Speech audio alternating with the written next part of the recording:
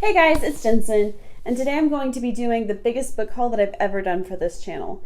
Over the last couple months, I've acquired quite a few books, and I've been saving them up to do in one big haul video. So I don't want this introduction to last too much longer because there's a lot of books to get to. So without further ado, let's get to it.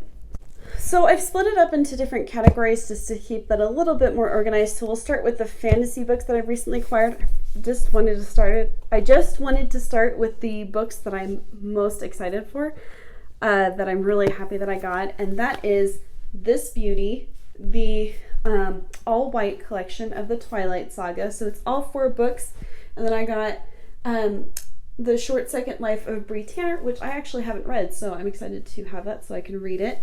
These babies are so pretty. I've already pulled them out and looked at their covers, and they're really unique, not in just the fact that they are white instead of black, but they also don't have the title on the cover. It's just the picture and then the titles on the side and a really pretty red on the back. So these are super pretty. Here's another one, the Twilight first book.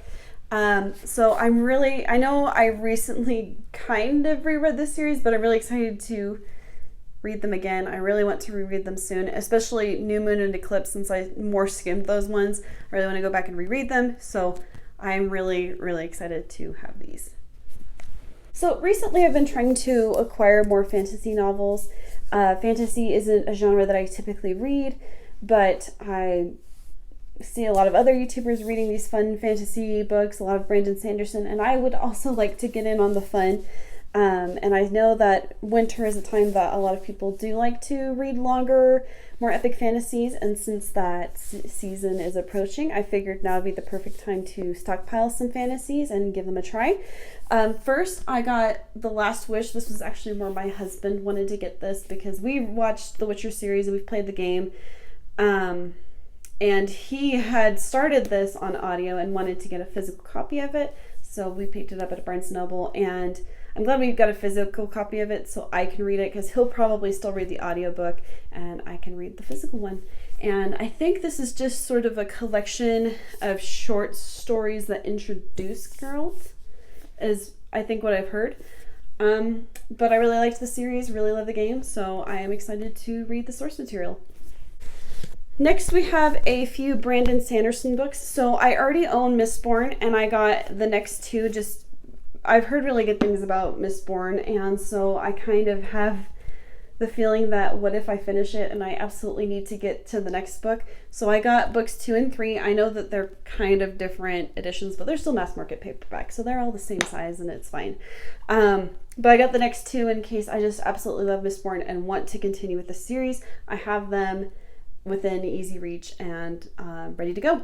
And then I also got The Way of Kings, which I don't know anything about this series, but I've seen a lot of people read it and love it, and so I figured I'd get the first book and give it a try if I like Mistborn. So I have those 3. And the next book is one that I've seen a lot here on YouTube, The Name of the Wind by Patrick Rothfuss. I don't know too much about this one either. But I hear that people love it, and I hear that it's got amazing, beautiful writing and really compelling characters, and you just want to live in this world. I've heard it described similar to Harry Potter, but it's an adult fantasy. I think there's a magic school. I don't know, to be perfectly frank, but I hear great things, so I'm excited to get to this one. So next we have a couple of science fiction reads. First we have Jurassic Park by Michael Crichton. This is a book that my in-laws have talked numerous times about. It's one of their favorite books. And Murphy Napier has talked numerous times about Michael Crichton and how much she loves him.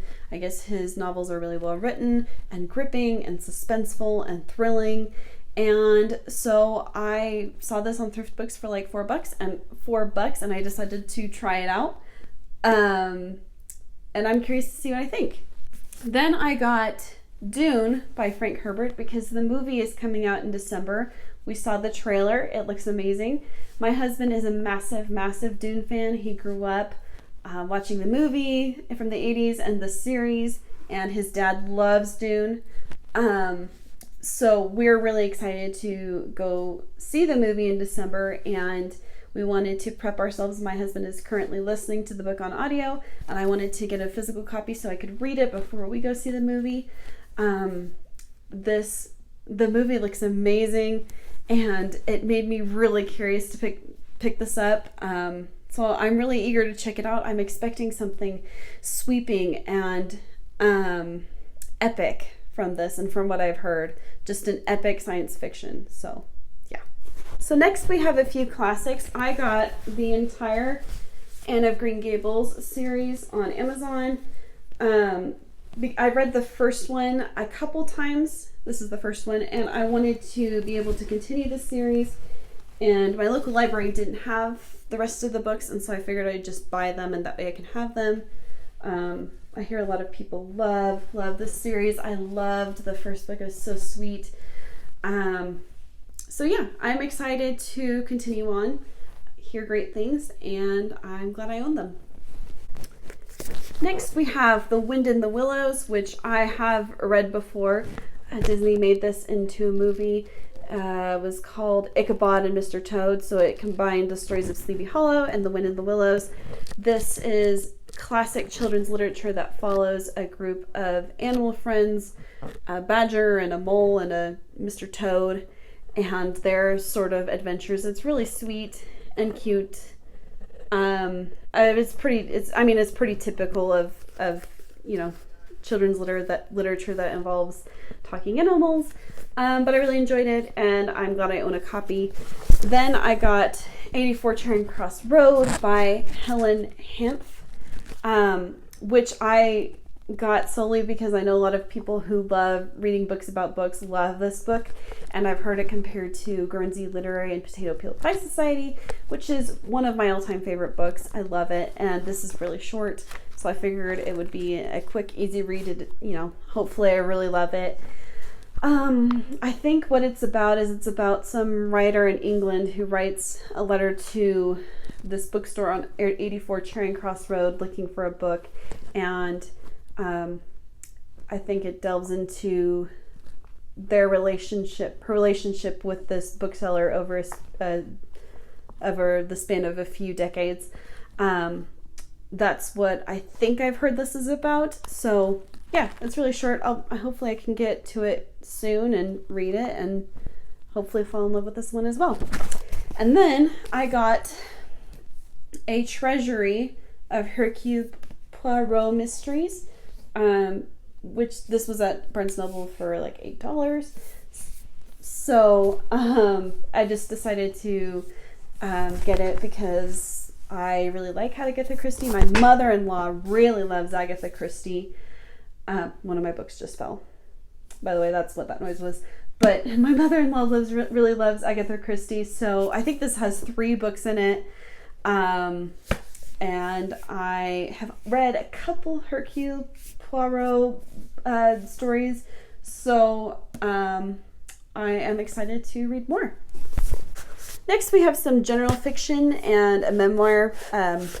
So first we have Everything I Never Told You by Celeste Ng.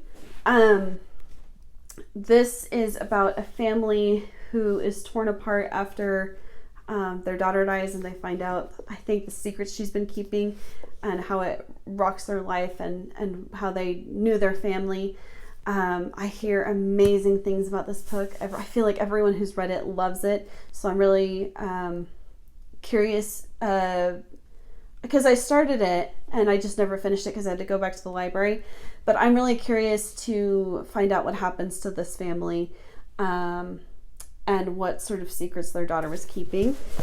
And then I got Garlic and Sapphires, which is a foodie memoir. I was previously talked about in earlier videos that I was reading her Ruth Rachel's more recent memoir about being the editor for Gourmet magazine.